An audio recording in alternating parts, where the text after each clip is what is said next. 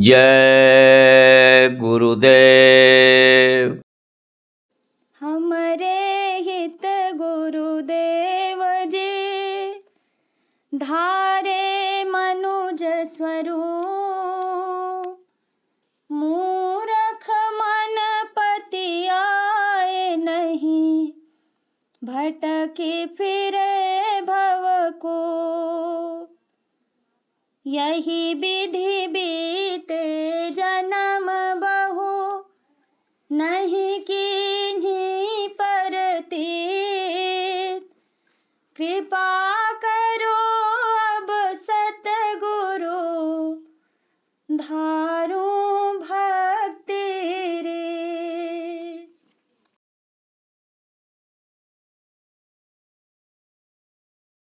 जीवन की डोर स्वामी टूटने से पहले, प्रभु हमको अपना बना लीजिएगा।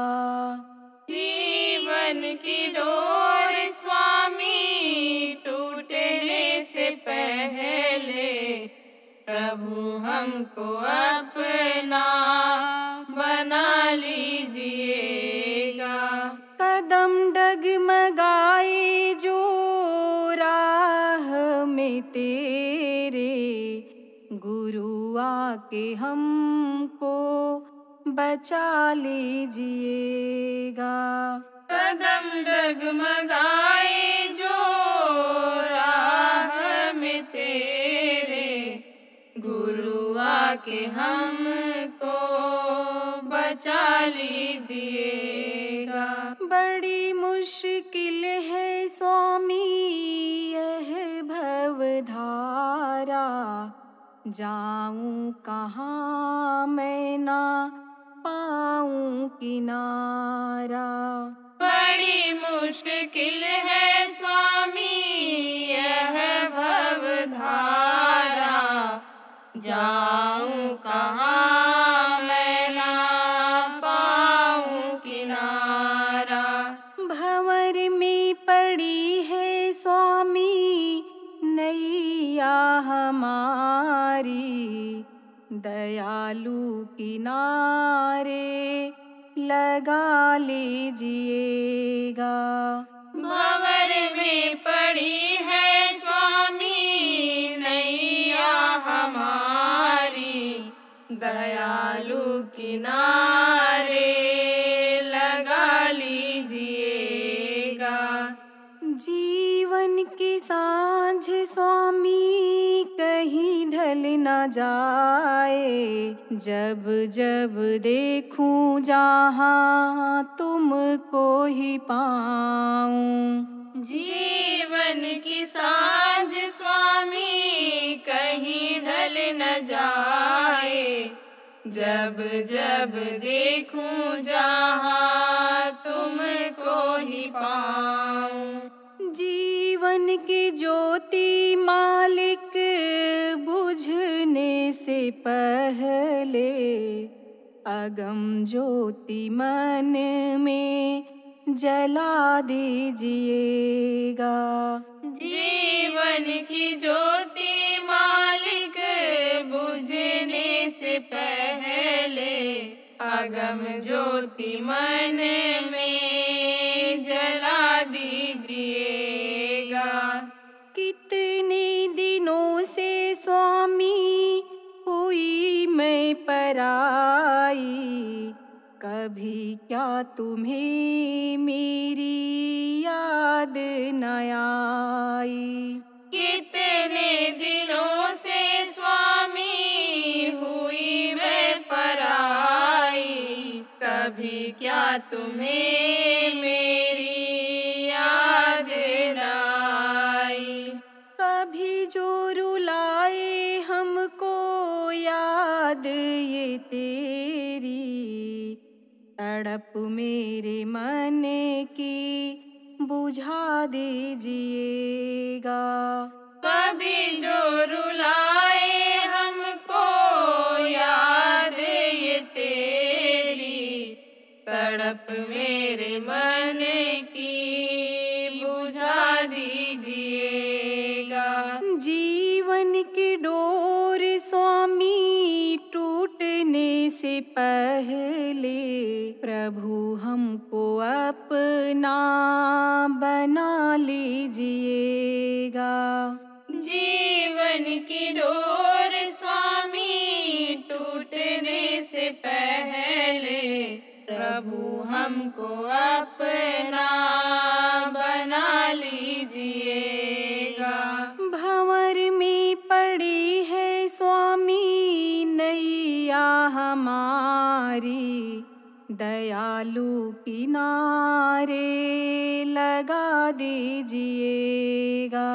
भंवर में पड़ी है स्वामी नैया हमारी, दयालु किनारे लगा दीजिएगा।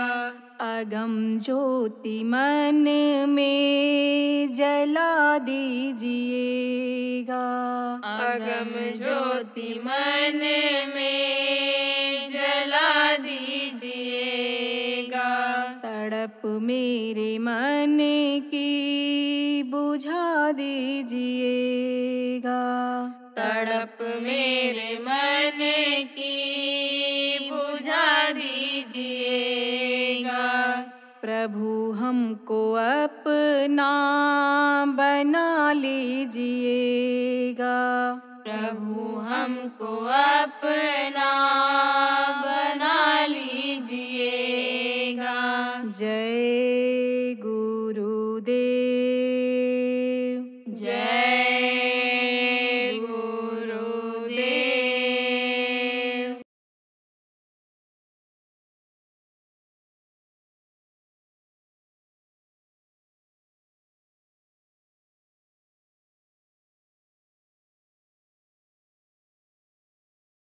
ये मुहूर्त का संकल्पित 5वां साधना शिविर समाप्त हुआ है।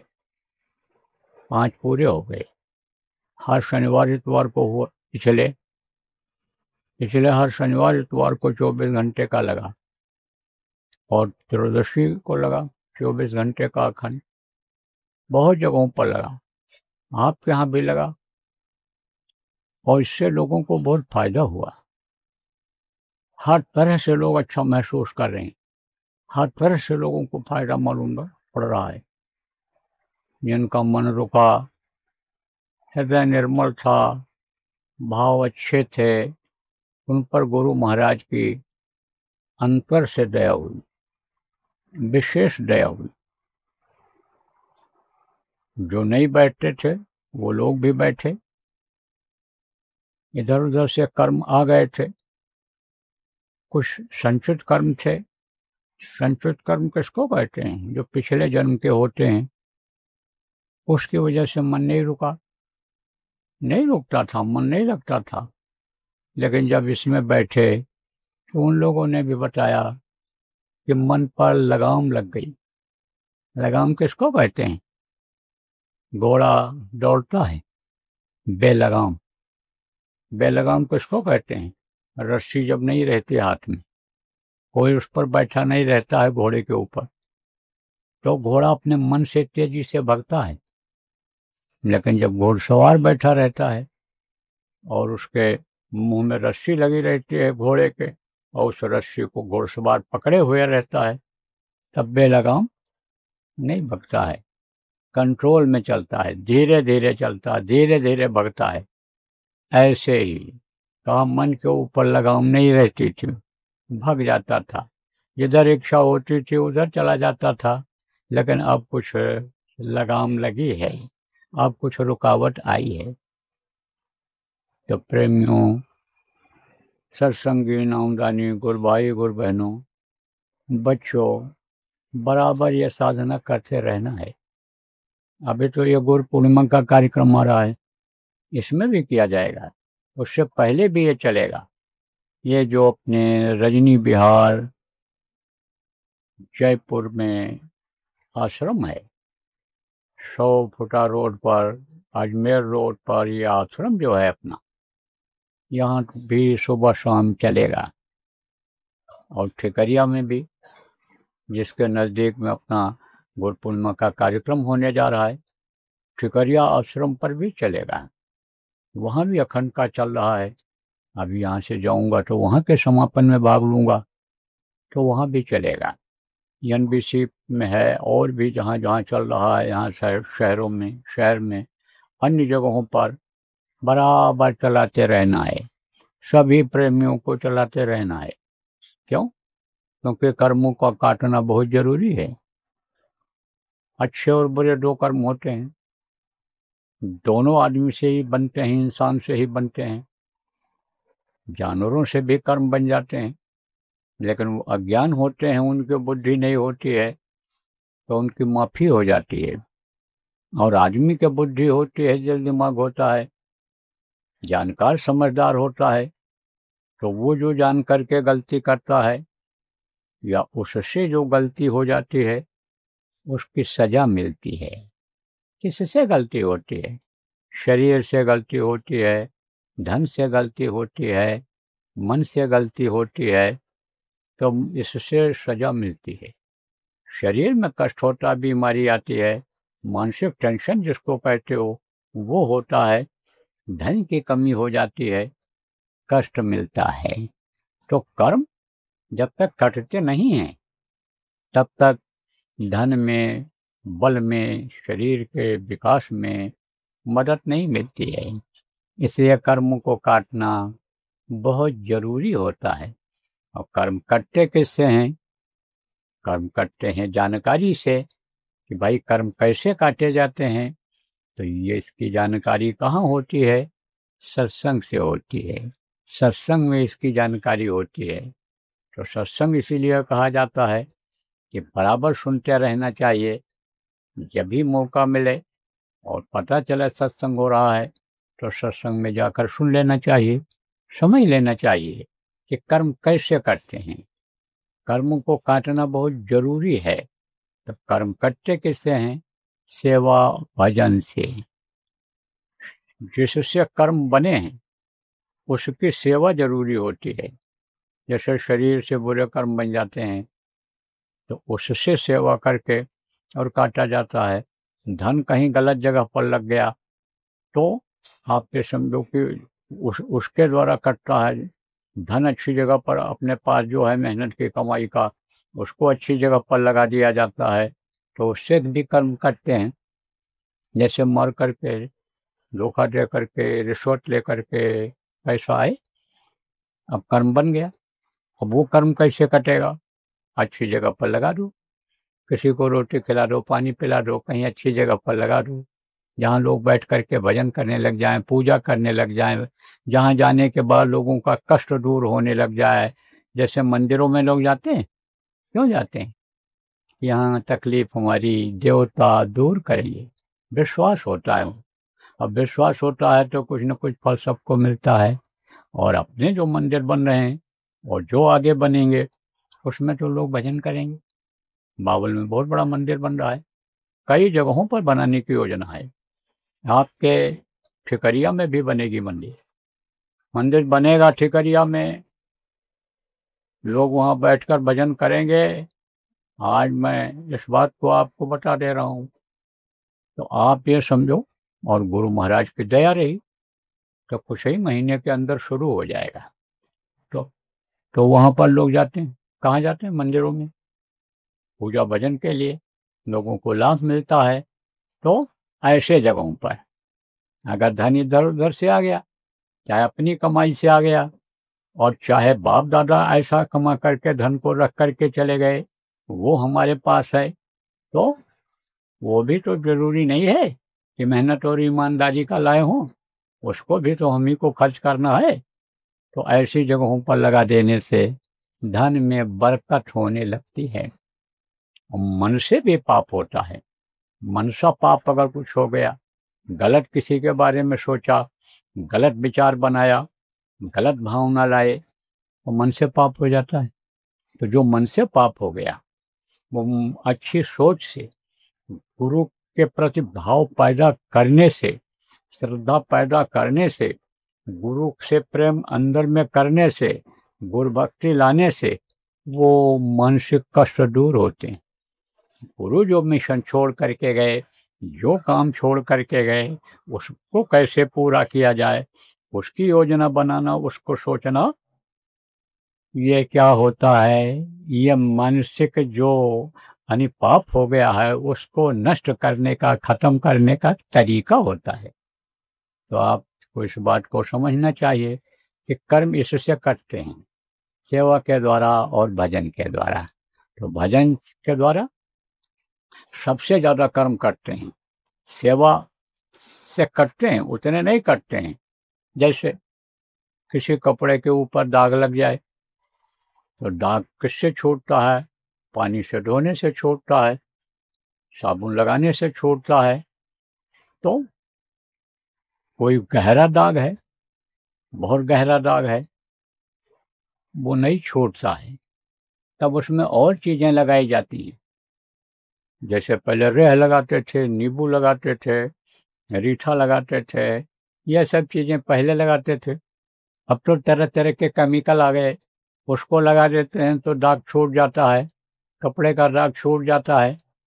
आप देखो कहीं चोट लग गई तो चोट लग गई तो समझो कि ऊपर चोट लग गई, सकाई कर दो, ठीक हो जाएगा। लेकिन हड्डी तक चोट अगर पहुंच गई है तब तो नींबू, हल्दी, नमक से सिकाई करनी ही पड़ेगी, तभी तो वो दर्द जाएगा। ऐसे ही कर्म जो होते हैं उनका ये चक्कर होता है, गहरा कर्म यानी ज़्यादा कर्म, ज़्यादा बुरे कर्म, तो वो भजन से ही जाते हैं, भजन से। इसलिए बराबर भजन, ध्यान, सुमिरन, ये जो गुरु महाराज ने बताया, आपको प्रेमियों बताया गया, बराबर करते रहना है। अपनी बोली बानी बदलनी है, अपना खान पान बदलना है, अपने विचार बदलने हैं, सतयुगी बोली बोलनी है, सतयुगी गुण लाने हैं, तब सतयुग देख पाएंगे। और नहीं तो कलयुग का बड़ा प्रेमियों, बच्चे और बच्चियों, जोर चल रहा है। कलयुग जो है छोड़ेगा नहीं किसी को। कलयुग तो काल का जीव है, काल का बनाया हुआ कलयुग है। इसलिए काल जब किसी को नहीं छोड़ता है तो कलयुग कैसे छोड़ेगा? कलयुग तो अपने में मिलाएगा, अपने जैसा वो बनाएगा। जैसे देखो गंदा पानी है तो गंदा पानी में अच्छा पानी भी चला जाए तो वो भी गंदा हो जाता है। उसी तरह से कलयुग में पैदा होने वाला इंसान, आदमी, बच्चा के अंदर कलयुगी गुण तो आ ही जाते हैं। लेकिन आप देखो, नाला होता है, गंदा पानी भरा रहता है, और बारिश जब आती है, निर्मल पानी जब उसमें गिरता है तो उसकी भी गंदगी दूर हो जाती है, मैला पानी भी सफ़ेद हो जाता है। जब ज़्यादा बारिश होती है तो देखो गंदा पानी भी, मैला पानी भी यानी साफ हो जाता है। ऐसे ही जब गुरु की दया होती है, जब गुरु की दया होगी तब ये गंदगी जाएगी। इसलिए बराबर गुरुमुखता लानी चाहिए। गुरुमुखता किसको कहते हैं? जो गुरु कहें करो तुम सोई, मन के कहे करो मत कोई। मन कौन है? यह काल का अंश है, तो इसके कहने पर मत करो, दयाल के कहने पर करो। दयाल कौन होते हैं? गुरु होते हैं जो समर्थ होते हैं। ये अपने गुरु महाराज, इनकी तस्वीर लगी हुई है, ये समर्थ थे, आज भी हैं। ये इनको मत बोलो, इन्हीं की दया काम करेगी, यही सब कुछ करेंगे। इनको हृदय में बसाओ, इनको मस्तक पर सवार करो प्रेमियों। ये जो आदेश दे करके गए उसका पालन जब करोगे तब बात बनेगी, तब निर्मलता आएगी, तब सतयुग को देख पाओगे, तब सतयुग के लायक बन पाओगे, तब सतयुगी लोगों को बना पाओगे, इस धरा पर सतयुग का प्रादुर्भाव कर पाओगे। इसलिए अपने खान पान को बदलने की ज़रूरत है, अपने चाल चलन को बदलने की ज़रूरत है। जो कलयुगी गुण आ गए हैं इनमें, उसको निकालने की ज़रूरत है। इस समय पर यानी सतयुगी गुण लाने की और सतयुग लाने के लिए काम करने की ज़रूरत है प्रेमियों। तो देखो, अभी वहाँ भी कुछ सुनाना है। कहाँ? टिकरिया आश्रम पर। वहाँ 8:05 पर शुरू हुआ है, करीब 8:10 पर ख़त्म होगा। उसके बाद वहाँ भी सुनाया जाएगा और वहाँ देखा जाएगा तैयारी क्या हो रही है, क्योंकि गुरु पूर्णिमा आ रही है, कार्यक्रम बड़ा है।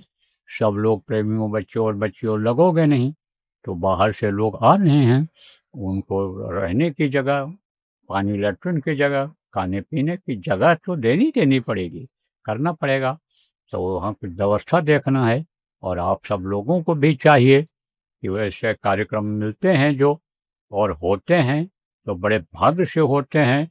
और जयपुर के विशेषकर जयपुर के प्रेमियों को, सब लोगों को इसमें तन मन धन से सहयोग करना चाहिए, लग करके काम करना चाहिए। कि जैसे शादी ब्याह होता है किसी के घर में, तो अड़ोसी पड़ोसी रिश्तेदार सब लोग लग करके उसको पूरा करते हैं, ऐसे ही ये किसी एक का कार्यक्रम नहीं है, ये सबके अन्य रिश्ते वालों कार्यक्रम है। देखो, परिवार का रिश्ता होता है और परिवार में कोई भाई होता है, वो उसकी लड़की की शादी होती है, तो दिल लगा करके और शरीर से मेहनत करके और शादी को संपन्न बनाते हैं। रिश्ता है, किससे रिश्ता है? रिश्तेदारों से रिश्ता है, पड़ोसियों से रिश्ता है, गांव वालों से रिश्ता है। तो रिश्ता है तो सब लोग मिलकर के उसको पूरा करते हैं। इसी तरह से रिश्ता है, किससे रिश्ता है? उस प्रभु से रिश्ता है, गुरु से रिश्ता है। गुरु के पूजा करने का अवसर, गुरु का पूजा करने का अवसर मिलेगा, गुरु को याद करने का मिलेगा। गुरु की दया की जो बरसात होगी, जो अमृत की बरसात गुरु करेंगे, उसको पीने का, पान करने का अवसर मिलेगा गुरु पूर्णिमा को। इसलिए जितने भी गुरु भक्त हैं, जितने भी गुरु प्रेमी हैं, जितने भी गुरु महाराज के नामदानी हैं, चाहे देश में हो, चाहे विदेश में हो, चाहे जयपुर में हो, अपना समझ करके और गुरु पूर्णिमा का कार्यक्रम के आयोजन में लग करके वहाँ करने शरीक होने, भजन ध्यान सुमिरन करने की आवश्यकता है। इस कार्यक्रम को इस बार कौन आयोजित कर रहा है, कौन व्यवस्था कर रहा है, कौन संपन्न करा रहा है? साधक समाज। साधक समाज किसको कहते हैं? यही जो आप बैठे हो, यही है साधक समाज। तो जो भी साधना के प्रेमी हो, आप लोगों को तो आना ही आना है। जो साधना के प्रेमी हैं उनको भी लाना है। किसी भी तरह की साधना करते हो, करो उस साधना की तरक्की अगर आपको करनी है, उस साधना में और आगे बढ़ना है, तो पहुंच जाओ ठिकरिया जयपुर, अजमेर रोड पर ठिकरिया आश्रम के पास में कार्यक्रम हो रहा है। टोल टैक्स से 1 किलोमीटर पहले जयपुर की तरफ हो रहा है। वहाँ पर पहुँच जाओ, शिविर में बैठो, वहाँ साधना करो, वहाँ सत्संग की बातें होंगी, कुछ सीखने को मिलेगा, कुछ ग्रहण करने को मिलेगा, कुछ अच्छे कर्म आएंगे, कुछ बुरे कर्म को त्यागने का, बुरे कर्म को नष्ट करने का अवसर मिलेगा। इसलिए चल पड़ो। तो अपने अपने स्तर से आप जितने भी प्रेमी देश विदेश में हो, सुन रहे हो इस बात को या सुनो, सब लोगों को प्रयास करने, कोशिश करने की जरूरत है। हम मान लो विदेश में प्रचार हो गया और विदेश से लोग आ गए, 2000 किलोमीटर 3000 किलोमीटर से यहाँ ही भारत के लोग आ गए, प्रचार कर दिया उन लोगों ने इन मेरी बातों को समझ करके, और लोग आ गए, तो उसका इंतजाम कौन करेगा? जयपुर के प्रेमी, राजस्थान के प्रेमी, भारत देश के प्रेमी करेंगे। विदेशी जो आएंगे साधना करने के लिए, सत्संग सुनने के लिए, उनके लिए करना है आप लोगों को। तो आप अपने अपने स्तर से योजना बना लो कि भाई कैसे इसको करना है, किस तरह संपन्न बनाना है।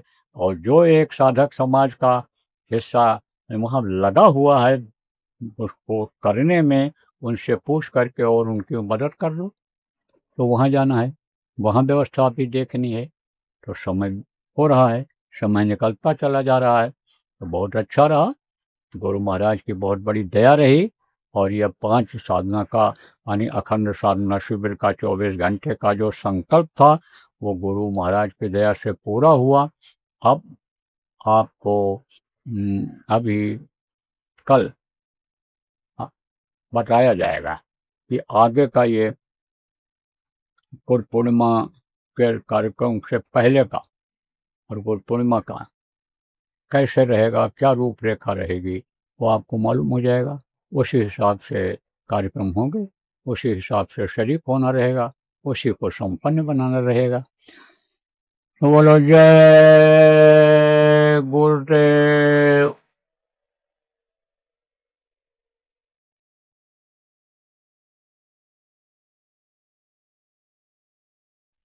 अब से और रक्षाबंधन तक का, अगले पूर्णिमा तक का आपको शिविर लगाना है।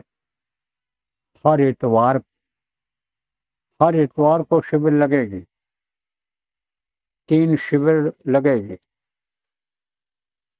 उसका नाम भी बता दूंगा। अरे आज भी बता दूं, कल भी कहो, याद रहेगा तो बता दूंगा, नहीं तो आज ही बता दूं। उसका नाम रहेगा पिंडी शिविर, अंडी और ब्रह्मांडी। आपके समझो 3 चरणों में तब तक लगेगा, लगा देना।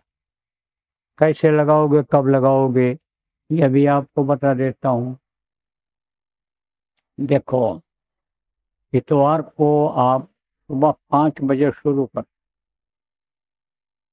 5 बजे से 7 बजे तक 2 घंटा जय गुरुदेव नाम की ध्वनि बोलो। जय गुरु कैसे बोलोगे, नए लोगों को बता दूं। जय गुरुदेव, जय गुरुदेव, जय गुरुदेव, जय जय गुरुदेव। इस तरह ऐसे बोलना, समझ लो। आप तो बोलते ही इसी तरह से बोलना रहेगा। यानी कितने बजे तक? 5 बजे से लेकर 7 बजे तक। और ठीक 7 बजे नाम ध्वनि के बाद ध्यान और भजन पर बैठ जाओ और बैठा दो लोग। और जिसको कितना समय तक बैठना है बैठेगा, फिर उठ जाएगा। जैसे पहले होता रहा, कच्चे मैदान के लिए भी चले जाते थे, और भी जरूरी काम कर लेते थे, और फिर समय मिलता था तो आ जाते थे। जिसके पास समय रहता था बराबर बैठा रहता था, 8-8, 10-10 घंटा बैठता था। 24-24 घंटा लोग बैठे हैं। 5 दिन के साधना शिविर में 56-56 घंटा लोग बैठे हैं। तो अब आप समझो प्रेमियों, उसी हिसाब से बैठते रहना चाहिए। फिर आओ, जब तक इच्छा हो ध्यान लगाओ, जब तक इच्छा हो भजन करो। तो शुरुआत हो जाएगी सुबह 7 बजे इतवार को, रविवार को, संडे जिसको कहते हो। छुट्टी भी रहती, दुकानें भी बंद रहती, दफ्तर भी बंद रहता है। और फिर सुबह दूसरे दिन 7 बजे शिविर खत्म हो जाए। थोड़ी देर यानी समझो समझाना रहेगा। किसको समझाना रहेगा? उन्हीं प्रेमियों को जो साधना करते हैं, तो जिनको बनता है, जिनका साधना में दिखाई सुनाई पड़ता है, वो भी बैठ करके सुन लेंगे। मान लो कोई इसमें नई चीज मिल जाए, नया तरीका मिल जाए समझाने बताने के लिए लोगों को, तो वो भी सुनते रहेंगे और नए लोग भी सुनेंगे। कुछ कल मैं आपको बता दूं कि ये चीज़ें बताओगे, अच्छा रहेगा, इस तरह का रहेगा। और उसके बाद फिर छुट्टी कर दो, ज़्यादा देर नहीं। उसके बाद फिर छुट्टी कर दो, और छुट्टी करके अपना छोड़ दो, लोगों को चले जाएं अपने अपने हिसाब से, अपना काम देखें। तो ये चलेगा। अब इतवार आ रही है, इसी से शुरू कर, उसकी योजना यहीं बना लो। और जो जिम्मेदार लोग हैं इसमें सहयोग करें, लगवाएंगे साधना से। और जिम्मेदारी जिनकी जिस चीज़ की है वो भी काम करते रहें।